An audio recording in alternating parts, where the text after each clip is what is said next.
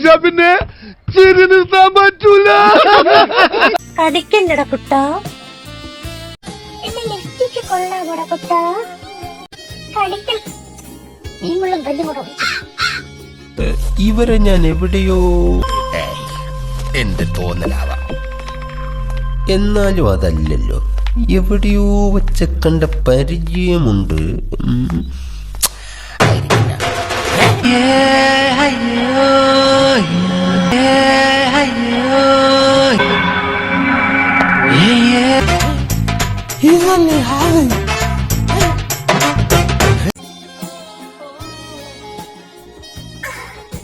വേദന എടുക്കുന്ന എനിക്ക്.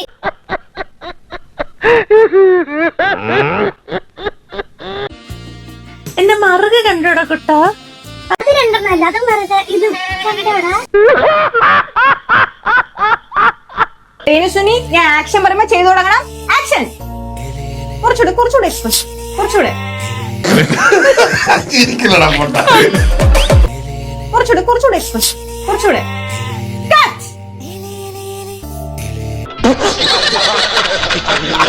റീലോസിന് പുതിയ സബ്സ്ക്രിപ്ഷൻ വീഡിയോ ഒക്കെ ലീക്ക് ആയല്ലോ, അതിനെ കുറിച്ച് എന്താ പറയാനുള്ളത്?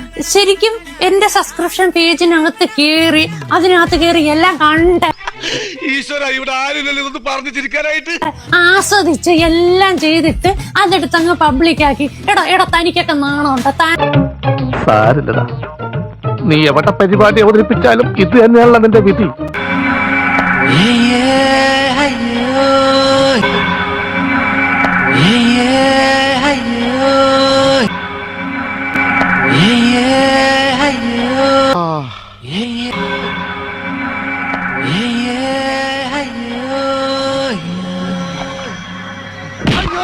എടാ തനിക്കൊക്കെ നാണമുണ്ടോ? താനൊക്കെ എന്റെ ഈ ശാലീന സൗന്ദര്യം അത്രയും ആസ്വദിച്ചിട്ട് പുറത്ത് വീഡിയോ എടുത്തിടാൻ തനിക്കൊക്കെ നാണമുണ്ടോ?